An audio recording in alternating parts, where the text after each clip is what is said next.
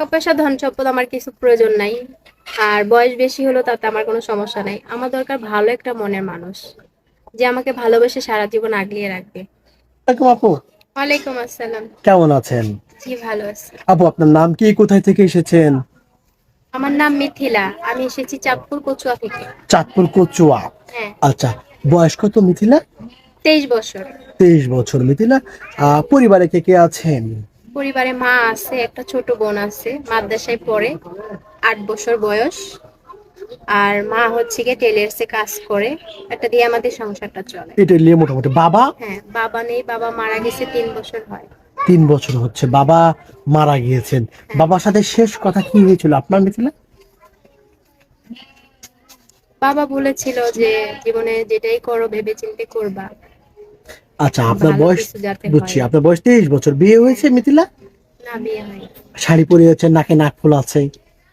এটা আমাদের গ্রামের মেয়েরা পরে, আর শাড়িটা পরছি ভাইয়া আপনাদের এখানে ভিডিও দেওয়ার দেওয়ার জন্য। জন্য একটা দেখতে আপু, কেমন লাগে নাকি হ্যাঁ, শাড়ি একটা পরলে? আপু শাড়ি পরে আসছে। বুঝতে পেরেছি।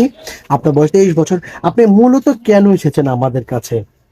এসেছি আপনাদের এখানে, অনেক মেয়েদেরই ভালো জীবনের বিয়ে শাদী হয়েছে, ভালো কিছু হয়েছে, এটার জন্য আমার জীবনের জন্য ভালো কিছু হয়, এটার আচ্ছা, জন্য আসছি। অনলাইনে বিয়ে হয় বা অনলাইনে পাত্র পাওয়া যায়, এমনিতে গ্রামে পাওয়া যায় না?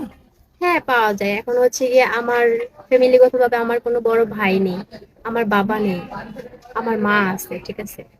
এখন আমার মার ওরকম সামর্থ্য নেই যে ভালো একটা জায়গায় দেখে শুনে বিয়ে শাদী দিবে। বুঝছি, গরিবের সংসার তো। হ্যাঁ, বিয়ে দিতে হলে টাকার প্রয়োজন, টাকার প্রয়োজন। যৌতুকের প্রয়োজন।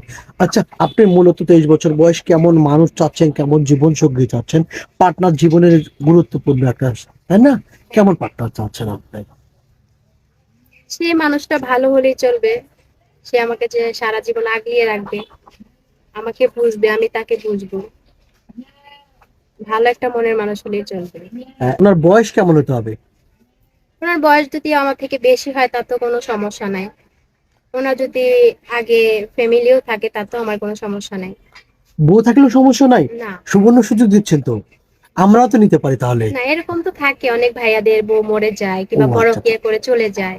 এমন হলে সমস্যা নাই হ্যাঁ, না? সমস্যা নেই। বুঝতে পারছি। আরে এমন যদি হয়, একজনের ওয়াইফ আছে, প্রথম স্ত্রী আছেন, প্রথম স্ত্রী অনুমতি দিচ্ছেন বিয়ে করার জন্য, প্রথম হ্যাঁ, স্ত্রীর বাবু হচ্ছে না, তখন? তাহলে সমস্যা নেই।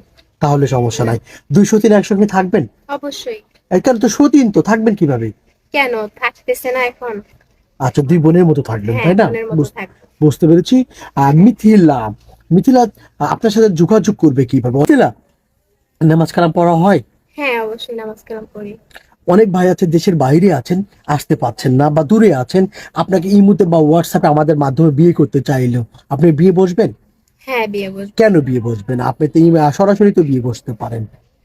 এখন সে যদি চায় তার বউকে এইভাবে বিয়ে করতে, আমার তাতে কোনো সমস্যা যদি নেই। মানুষটা ভালো হয়, তাই না? মানুষটা just ভালো হলে বুঝতে পারছি। হবে, হ্যাঁ। আচ্ছা, একটা মানুষ বিয়ে করার আগে তার চেহারা দেখেন, টাকা পয়সা দেখেন, না মনটা দেখেন? না, তার টাকা পয়সা ধন সম্পদ আমার কোনো কিছুই দরকার নেই। উম আমি এত কিছু দরকার নেই, সে মানুষটা ভালো হলেই চলবে। একটা ভালো মনের মানুষ তার হ্যাঁ। জীবনের সঙ্গে। আচ্ছা আপু, ভালো থাকবেন। আসসালামু আলাইকুম। ওয়ালাইকুম আসসালাম। আপনারা